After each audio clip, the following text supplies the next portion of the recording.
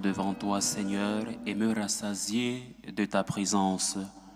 Bien-aimés de Dieu, nous sommes rassemblés au nom du Père et du Fils et du Saint-Esprit. Amen. La grâce de Jésus notre Seigneur, l'amour de Dieu le Père et la communion de l'Esprit Saint soient toujours avec vous. Et avec votre esprit. Nous sommes conviés à commencer une nouvelle semaine. Et notre Seigneur, une fois de plus, nous invite à la table de la parole, mais aussi à la table eucharistique. Pour le monde, le Christ est un signe de contradiction. Et pour toi, qui est le Christ? Rien d'étonnant à ce que sa venue entraîne une division au sein des hommes, au sein de nos cœurs, au sein de nos familles, car il exige une adhésion totale par laquelle le disciple doit le préférer même à ses proches. Demandons un cœur disposé à l'accueillir, à accueillir sa parole et surtout à nous convertir. Préparons-nous à célébrer dignement le mystère de l'Eucharistie en reconnaissant humblement que nous avons péché. Prends pitié de nous, Seigneur. Nous avons péché contre toi. Montre-nous, Seigneur, ta miséricorde. Et donne-nous ton salut. Que Dieu Tout-Puissant nous fasse miséricorde, qu'il nous pardonne nos péchés et nous conduise à la vie éternelle. Amen. Seigneur, prends pitié. Seigneur, prends pitié. Ô Christ, prends pitié. Ô Christ, prends pitié. Seigneur, prends pitié. Seigneur, prends pitié. Prions le Seigneur. Dieu qui montre aux égarés la lumière de ta vérité pour qu'ils puissent reprendre le bon chemin, donne à tous ceux qui se déclarent chrétiens de rejeter ce qui est indigne de ce nom et de rechercher ce qui lui fait honneur. Nous te le demandons par Jésus-Christ, ton Fils unique, notre Seigneur et notre Dieu, qui vit et règne avec toi dans l'unité du Saint-Esprit, Dieu pour les siècles des siècles. Amen.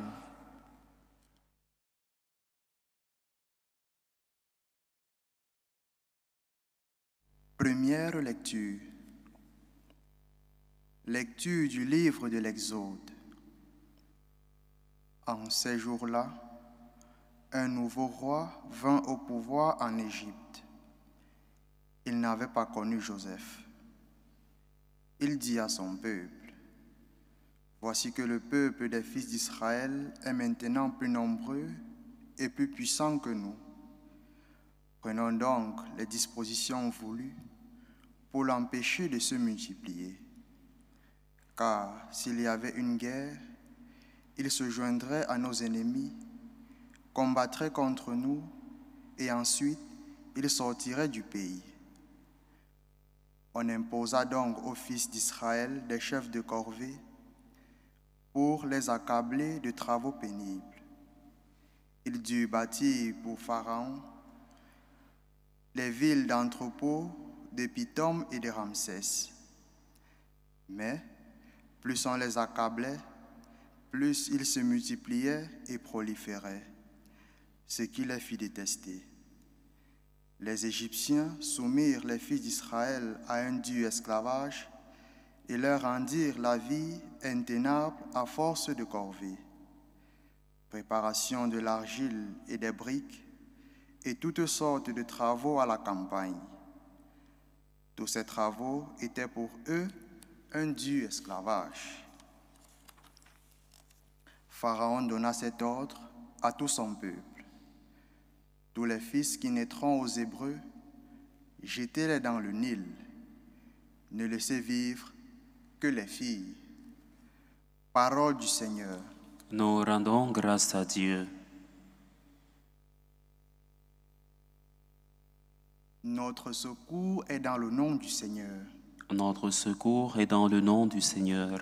Sans le Seigneur qui était pour nous, qu'Israël le redise. Sans le Seigneur qui était pour nous, quand les hommes nous assaillirent, alors ils nous avalaient tout vivants dans le feu de leur colère. Notre secours est dans le nom du Seigneur. Alors le flot passait sur nous, le torrent nous submergeait. Alors nous étions submergés par les flots en furie. Béni soit le Seigneur qui n'a pas fait de nous la proie de leurs dents. Notre secours est dans le nom du Seigneur. Comme un oiseau, nous avons échappé au filet du chasseur. Le filet s'est rompu, nous avons échappé. Notre secours est dans le nom du Seigneur qui a fait le ciel et la terre. Notre secours est dans le nom du Seigneur. Alléluia, alléluia, alléluia. Alléluia, alléluia, alléluia. Heureux ceux qui sont persécutés pour la justice, car le royaume des cieux est à eux. Alléluia, alléluia, alléluia.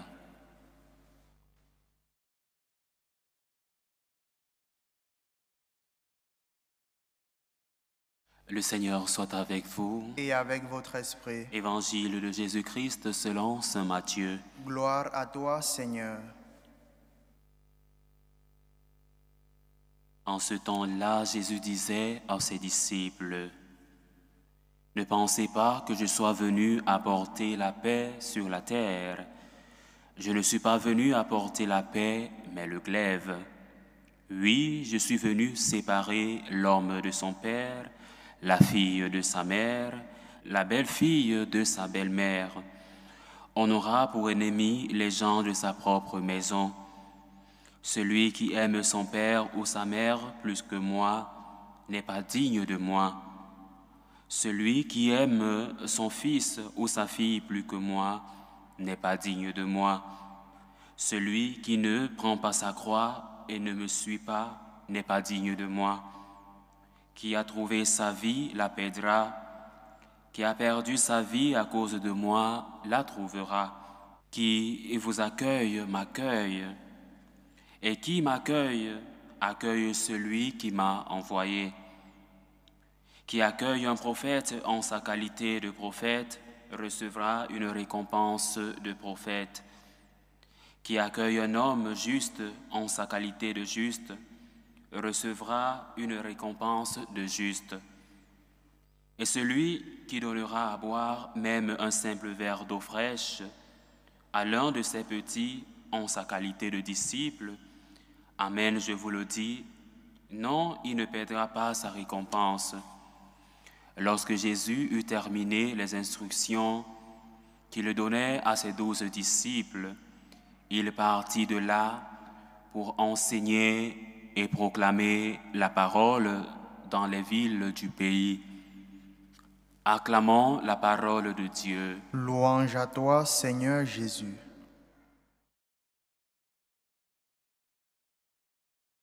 Nous commençons une nouvelle semaine et aujourd'hui, notre Seigneur nous adresse des paroles ô combien violentes. Violentes parce qu'elles sortent de la bouche de notre Seigneur. Mais quand on entre en profondeur dans l'exégèse de l'évangile que nous avons écouté, nous comprenons cette portée, la portée théologique de l'enseignement de notre Seigneur. Alors lorsque Jésus déclare « Je ne suis pas venu apporter la paix mais le glaive », il ne contredit pas l'ange de Bethléem annonçant au monde, au berger, la naissance de Jésus en proclamant la paix aux hommes, tel que nous le chantons dans le Gloria. Ni le Christ ressuscité disant à ses disciples « La paix soit avec vous », ou tel que nous le disons pendant la messe « Je vous laisse la paix, je vous donne ma paix ». Alors il parle d'une autre paix, non pas celle du monde, faite de compromis et de silence face au mal. Non, Jésus parle de la paix de Dieu. La paix qui vient en vérité, la paix qui vient en justice et qui inévitablement provoque conflit et provoque aussi division là où règne le mensonge, là où règne l'idolâtrie. C'est de cette paix dont il s'agit dans l'Évangile. Alors cette parole est une clé d'entrée, une clé de lecture pour toute une théologie de la spiritualité. Une théologie prophétique. Nous sommes dans un moment prophétique, un moment où il faut annoncer, un moment où il faut dénoncer, un moment où il faut renoncer. Et un prêtre, en tant que prophète, doit se référer à cette trilogie, annoncer, renoncer et dénoncer. Alors, Jésus, en disant cela, révèle que la fidélité à l'Évangile entraîne un combat, y compris contre les logiques du monde et parfois contre sa propre famille. C'est difficile, mais nous prêtres, parfois, nous le vivons dans nos familles. Chaque fois que nous voulons dénoncer une réalité qui divise, notre vérité vient encore creuser la plaie. Notre vérité vient encore ouvrir des brèches et ces brèches font mal au cœur. Et parfois, cela suscite des divisions dans nos familles, des séparations. Mais nous sommes préparés à cela. Nous avons été formés à cela. Et notre Seigneur nous le dit, si nous sommes fidèles à son enseignement, il sera fidèle pour nous devant son Père qui est dans les cieux. Alors, premier enseignement d'aujourd'hui, le glaive de la vérité, avoir le glaive de la vérité.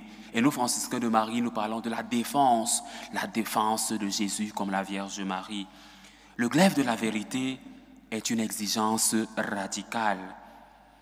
Dans la tradition patristique, notamment chez saint Augustin, ce glaive de la vérité est interprété comme la parole de Dieu elle-même, parole vivante, parole tranchante. Elle sépare l'âme et l'esprit, les jointures et les moelles, telles que nous l'enseigne la lettre aux Hébreux dans son chapitre 4, verset 22, verset 12, autant pour moi. Alors, la parole de Dieu pénètre jusqu'au plus profond du cœur pour le purifier, mais elle dérange. La parole de Dieu dérange. C'est pourquoi les prophètes sont tués de nos jours. C'est pourquoi il y a beaucoup de martyrs. Parce que la parole de Dieu dérange. Pourquoi est-ce que la parole de Dieu dérange? Parce qu'elle est vérité, parce qu'elle est un glaive de vérité qui fait mal, un glaive qui châtie, un glaive qui pénètre le cœur et qui révèle au monde la réalité de nos cœurs. Alors, la parole de Dieu pénètre jusqu'au plus profond du cœur pour le purifier. Mais elle le dérange.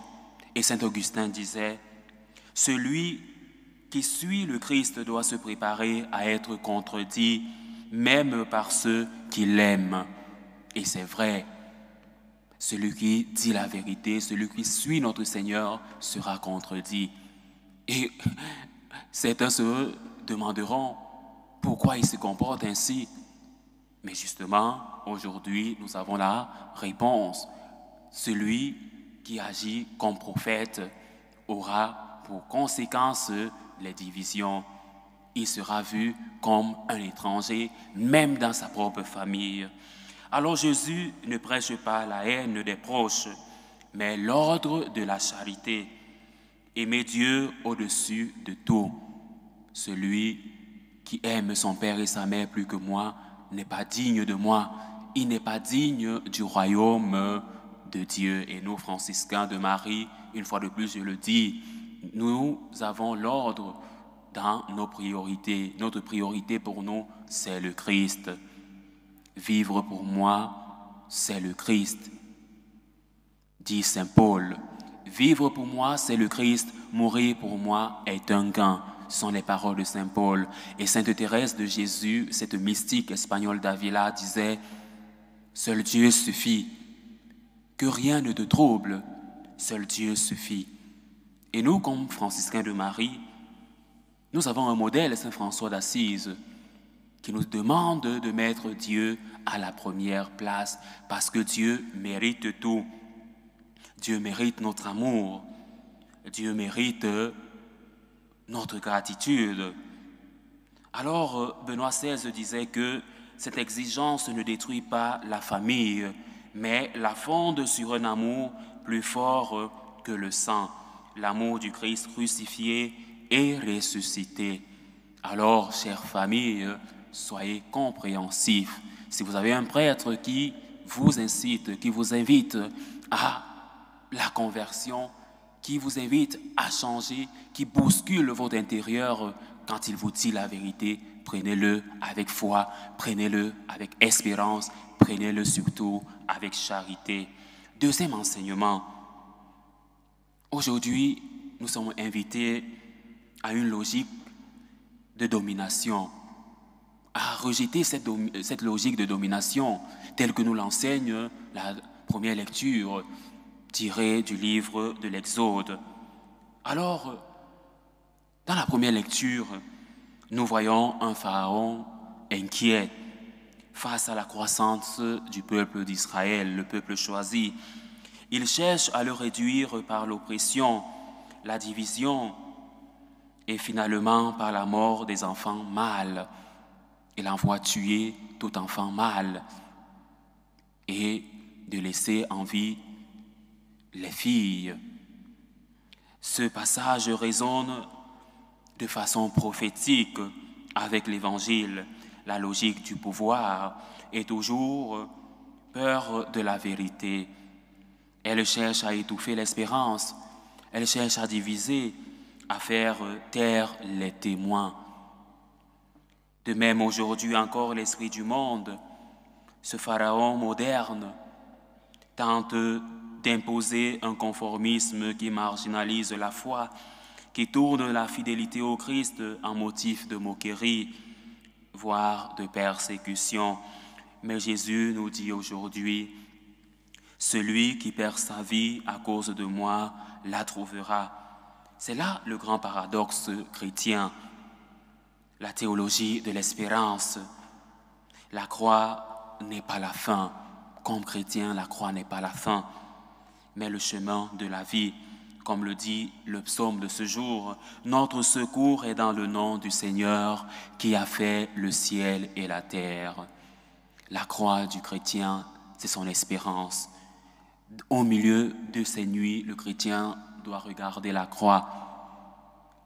Au milieu de ces difficultés, le chrétien doit lever son regard vers la croix, comme nous dit Saint Jean. Ils regarderont vers celui qu'ils ont transpercé, notre Seigneur, que nous avons transpercé est notre espérance. Troisième enseignement, la spiritualité de la confiance et de l'accueil. Avoir une spiritualité de la confiance, une spiritualité de l'accueil.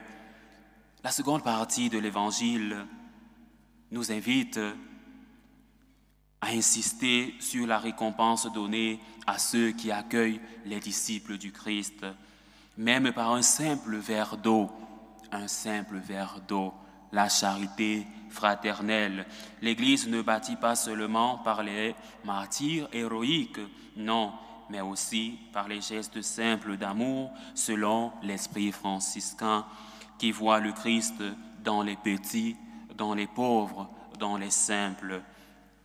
Alors, un exemple palpable pour nous, Saint François d'Assise, qui a compris cela. Il a pris le glaive de l'Évangile, non pour blesser, mais pour trancher les attachements au monde, pour vivre nu avec le Christ nu. Il s'est dépouillé de tout, il s'est revêtu de dame pauvreté, dans une pauvreté qui devient fécondité évangélique. Quatrième enseignement, cet enseignement nous vient du pape Benoît XVI, qui nous invitait à une vérité, mais aussi à une charité. Il disait justement que vérité et charité ne s'opposent pas. Benoît XVI nous rappelle que la vérité sans l'amour devient dureté, mais que l'amour sans vérité devient sentimentalisme. Le glaive du Christ est l'amour en vérité, qui refuse les incompréhensions, qui refuse les compromissions, mais ouvre un avenir à la résurrection, un avenir de résurrection. La division dont parle Jésus n'est pas une fin en soi, mais le prélude d'un monde nouveau où Dieu est tout dans tous. Alors, bien-aimés de Dieu, aujourd'hui nous avons une espérance, avoir une charité fraternelle, une charité, mais aussi une vérité ouverte à la charité. Bien-aimés de Dieu, Jésus ne nous promet pas une vie facile, non. Il nous appelle à porter notre croix, c'est-à-dire à choisir le Christ, même quand cela nous coûte. Savoir que nous sommes du Christ, que nous sommes citoyens du ciel, comme nous dit saint Augustin. Mais il nous promet aussi que chaque geste d'amour, chaque geste de fidélité cachée, chaque persécution supportée en son nom portera un fruit éternel, une espérance, l'espérance chrétienne, une espérance qui, pour nous chrétiens catholiques, est une espérance qui nous ouvre les portes de la vie éternelle. Comme nous l'enseigne le psaume de ce jour, nous avons échappé au filet du chasseur et le filet s'est rompu et nous avons échappé. Celui qui suit la volonté du Seigneur échappera toujours au filet de l'oiseleur parce que nous sommes du Christ et le Christ nous protégera toujours. Ce n'est pas notre force qui nous sauve, mais la fidélité du Christ en nous. La fidélité du Christ, parce que nous avons accepté le Christ sera pour nous. Et le Christ nous le dit, il nous l'a dit hier dans l'Évangile, celui qui me nie devant les hommes, moi devant Dieu, je le nierai aussi. Alors nous sommes appelés à nous revêtir du Christ, nous revêtir de la cape du Christ, la cape du Christ. Nous sommes appelés à être missionnaires du Christ, missionnaires de l'espérance, défendre le Christ, évangéliser pour le Christ, par amour envers le Christ, par gratitude envers le Christ qui nous a aimés et est mort pour nous. Prenons donc le glaive de la vérité, la croix de l'amour, et aujourd'hui, bien-aimés de Dieu, avance dans l'espérance chrétienne, car celui qui perd sa vie à cause du Christ la trouvera. C'est notre espérance. Loué soit Jésus-Christ. À jamais. Prions le Seigneur notre Dieu. Il est compatissant, il est miséricordieux. Pour l'Église, afin qu'elle remplisse avec diligence la fonction de miséricorde que le Christ, le bon Samaritain, lui a confiée jusqu'à son retour, prions le Seigneur. Seigneur, écoute et prends pitié. Pour nos dirigeants politiques, afin qu'ils favorisent la solidarité avec les pays les plus nécessiteux, prions le Seigneur. Seigneur, écoute et prends pitié. Pour ceux qui souffrent, victimes de l'injustice, de la violence, du classisme, de l'indifférence, de la ségrégation raciale, afin que leur douleur trouve un écho dans le cœur de tous, prions le Seigneur. Seigneur, écoute et prends pitié. Pour les jeunes, afin que l'Esprit suscite parmi eux des vocations à la vie consacrée, au service des plus pauvres du monde, prions le Seigneur. Seigneur, écoute et prends pitié. Pour nous ici rassemblés, afin que nous ne passions pas à côté de ceux qui ont besoin de notre aide et que nous sachions répandre sur tous l'huile et le vin de l'amour fraternel, prions le Seigneur. Seigneur, écoute et prends pitié. Nous portons au cœur de Dieu les intentions de Jeanne pour son anniversaire de naissance, les intentions d'Alexandra Tourneur, les intentions de Rolande pour son époux Pierre, les intentions de Madame Angèle Boukourou, les intentions de Micheline Gomis, les intentions de Cynthia pour l'anniversaire de Patrice Amicia, les intentions d'une chrétienne pour son fils Benoît Boris Mvomo Eya malade, les intentions de Irène pour l'anniversaire de Ashley, les intentions de Madame Caboret, les intentions de Maman Chantal, les intentions de Véronique Yao, les intentions de Fatima Sanchez, les intentions de Maman Suzy Joe, les intentions de Mireille, les intentions d'Olive, les intentions de Martine Rousselot, les intentions de la famille Bédier. Nous prions pour nous ici rassemblés, nous prions pour nos familles, nous prions pour tous ceux qui nous suivent à travers ce canal. Prions le Seigneur. Seigneur, écoute et prends pitié. Dieu notre Père, pour nous relever de notre prostration et panser nos blessures, tu nous as envoyé ton Fils. Par ta grande miséricorde, tourne vers nous et fais que ton salut nous relève. Par Jésus, le Christ notre Seigneur. Amen.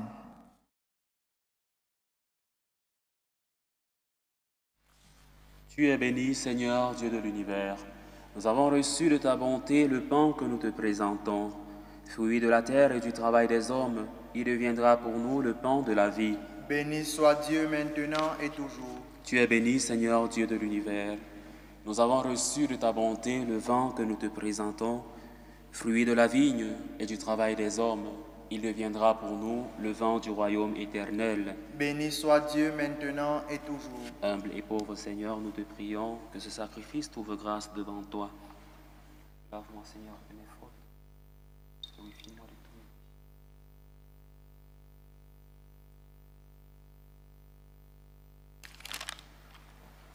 Priez, frères et sœurs, que mon sacrifice, qui est aussi le vôtre, soit agréable à Dieu, le Père Tout-Puissant. Que le Seigneur reçoive de vos mains ce sacrifice, à la louange et à la gloire de son nom, pour notre bien et celui de toute l'Église. Regarde, Seigneur, les dons de l'Église qui te supplie. Accorde à tes fidèles qui vont les recevoir la grâce d'une sainteté plus grande. Par le Christ notre Seigneur. Amen. Le Seigneur soit avec vous. Et avec votre esprit, Élevons notre cœur. nous le tournons vers le Seigneur. Rendons grâce au Seigneur notre Dieu. Cela est juste et bon. Vraiment, il est juste et bon pour ta gloire et notre salut de t'offrir notre action de grâce, toujours et en tout lieu. Seigneur, Père très saint, Dieu éternel et tout-puissant, par le Christ notre Seigneur, le rappel de sa mort provoque notre amour, l'annonce de sa résurrection ravive notre foi, et l'attente de sa venue dans la gloire affermit notre espérance. C'est pourquoi, avec les saints et tous les anges, nous te louons et sans fin nous proclamons. Saint, Saint, Saint, le Seigneur Dieu de l'univers, le ciel et la terre sont remplis de ta gloire. Hosanna au plus haut des cieux. Béni soit celui qui vient au nom du Seigneur. Hosanna au plus haut des cieux. Toi qui es vraiment saint, toi qui es la source de toute sainteté, Seigneur, nous te prions. Sanctifie ces offrandes en répandant sur elles ton esprit, qu'elles deviennent pour nous le corps et le sang de Jésus, le Christ, notre Seigneur. Au moment d'être livré et d'entrer librement dans sa passion, il prit le pain, il rendit grâce, il le rompit et le donna à ses disciples en disant : « Prenez et mangez-en tous, ceci est mon corps livré pour vous. »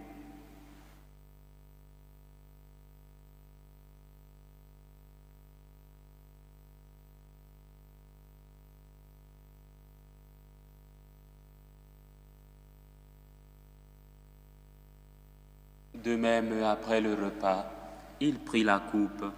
De nouveau, il rendit grâce et la donna à ses disciples en disant : « Prenez et buvez-en tous, car ceci est la coupe de mon sang, le sang de l'alliance nouvelle et éternelle, qui sera versé pour vous et pour la multitude en rémission des péchés. Vous ferez cela en mémoire de moi.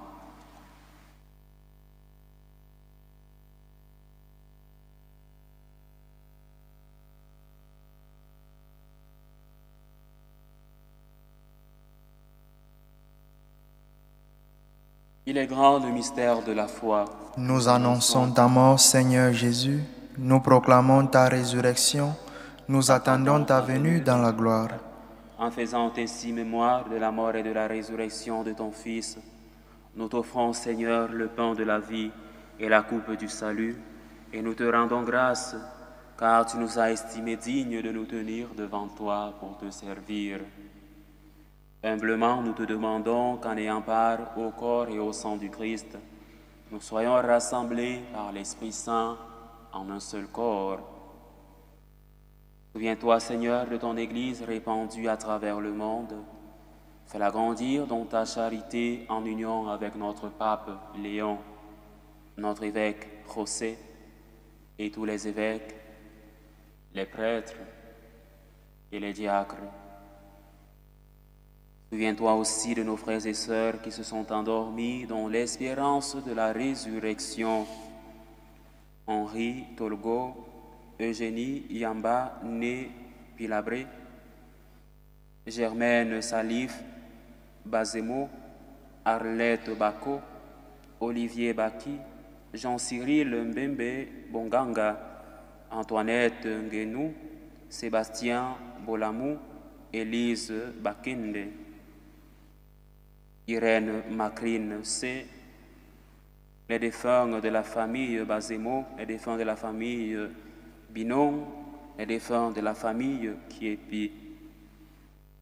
Et souviens-toi dans ta miséricorde de tous les défunts, accueille-les dans la lumière de ton visage. Sur nous tous enfin, nous implorons ta bonté.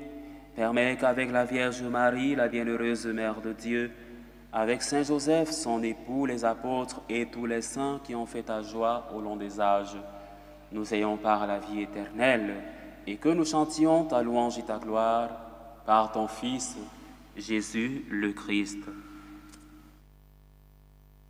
Par lui, avec lui et en lui, à toi, Dieu le Père, Tout-Puissant, dans l'unité du Saint-Esprit, tout honneur et toute gloire pour les siècles des siècles. Amen. Unis dans un même esprit, un esprit d'action de grâce et de gratitude, relisons avec confiance la prière que nous avons reçue du Sauveur. Notre Père qui es aux cieux, que ton nom soit sanctifié, que ton règne vienne, que ta volonté soit faite sur la terre comme au ciel. Donne-nous aujourd'hui notre pain de ce jour. Pardonne-nous nos offenses, comme nous pardonnons aussi à ceux qui nous ont offensés. Et ne nous laisse pas entrer en tentation, mais délivre-nous du mal. Délivre-nous de tout mal, Seigneur, et donne la paix à notre temps. Soutenus par ta miséricorde, nous serons libérés de tout péché, à l'abri de toute épreuve. Nous qui attendons que se réalise cette bienheureuse espérance, l'avènement de Jésus-Christ, notre Sauveur. Car c'est à toi qu'appartiennent le règne, la puissance et la gloire pour les siècles des siècles. Seigneur Jésus-Christ, tu as dit à tes apôtres, « Je vous laisse la paix, je vous donne ma paix. Ne regarde pas nos péchés, mais la foi de ton Église. Pour que ta volonté s'accomplisse, donne-lui toujours cette paix et conduis-la vers l'unité parfaite. Toi qui vis et règnes pour les siècles des siècles. Amen. Que la paix du Seigneur soit toujours avec vous. Et avec votre esprit. Dans la charité du Christ, donnez-vous la paix. Et votre esprit.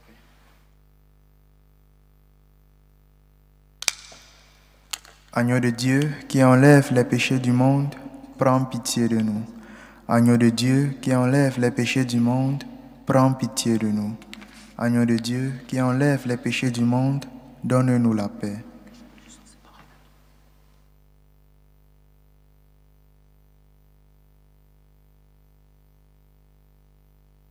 Voici l'agneau de Dieu. Voici celui qui enlève les péchés du monde. Heureux les invités au repas des noces de l'agneau. Seigneur, je ne suis pas digne de te recevoir, Mais dis seulement une parole et je serai guéri. Que le corps et le sang du Christ nous gardent pour la vie éternelle. Amen.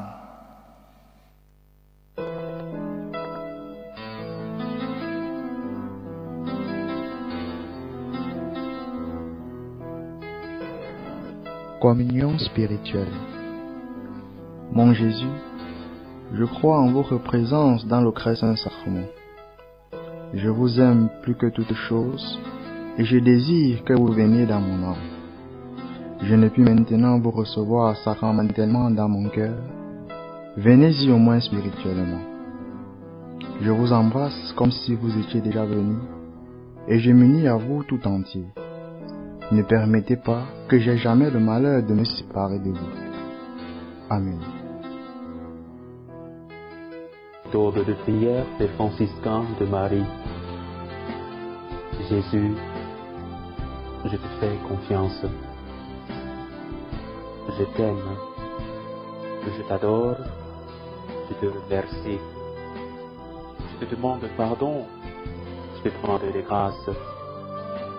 Je m'offre à toi comme Marie. Amen.